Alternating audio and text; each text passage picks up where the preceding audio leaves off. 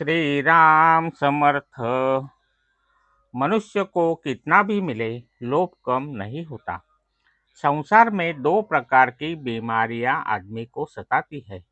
एक प्रकार की बीमारी ऐसी है कि जिससे भूख नहीं लगती, ढेर दवाइयां देने पर भी कुछ उपयोग नहीं होता। ऐसे आदमी के लिए सभी प्रकार की मिठाइयों से भरा भोजन का क्या उपयोग। वह कहता है, खाने को तो बहुत है लेकिन भूख नहीं लगती, तो क्या करूं। दूसरी बीमारी ऐसी है कि कितना ही खाते रहो, खाने की इच्छा पूर्ति नहीं होती।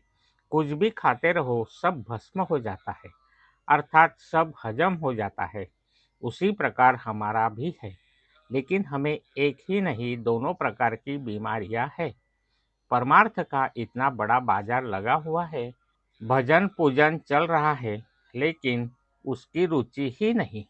असल में हमें उसकी भूख ही नहीं है। उल्टे भगवान ने हमें अपनी कल्पना की अपेक्षा बहुत अधिक दिया है। पत्नी, बाल बच्चे, नौकरी धंधा, घर बार आदि कितनी बातें दी है जिनसे हमें सुख मिलेगा ऐसा लगता है, लेकिन हमारा लोभ कम नहीं हो रहा है, बढ़ ही रहा है। ईश्वर के प्रति प्रेम नहीं निर्माण हो रहा है। ऐसा कितने दिन चलने वाला है। हम नीति धर्म का अनुसरण करते हैं, हमारा बर्ताव अच्छा है, ये सभी बातें सत्य है। पर इसका कारण यह है कि हम यदि बुरा व्यवहार करें तो लोग हमें क्या कहेंगे, हमारी निंदा करेंगे, इसका हमें डर है। ऐसी बाह्यता अच्छाई, बाह्यता केवल ऊपरी सुधार से क्या लाभ। मनुष्य जीवन यदि सुखी बन गया तो उसे सुधार कह सकते हैं। उल्टे आज की स्थिति का अवलोकन करो तो मालूम होगा कि जितनी सुधारणा अधिक हो रही है, उतना असमाधान भी अधिक हो रहा है। परमेश्वर के प्रति प्रेम बढ़े और अन्य बातों का लोभ कम होने के सिवाय जीवन में कोई सफलता नहीं। तीर्थ यात्रा, भजन पूजन ये बातें परमार्थ का स्मरण करा देंगी, किंतु इनसे अंतरंग में सुधार होगा ही यह नहीं कहा जा सकता। और जब तक अंतरंग में सुधार नहीं होगा, तब तक शेष बातों से कोई उपयोग नहीं होगा।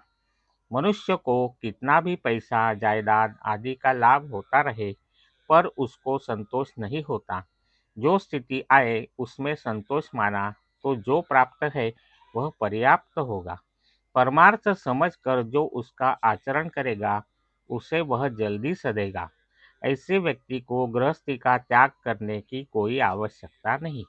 मन में भगवान के प्रति प्रेम भाव न होने पर भी बाह्यता देह से उसकी पूजा अर्चा करे और नामस्मरण करे।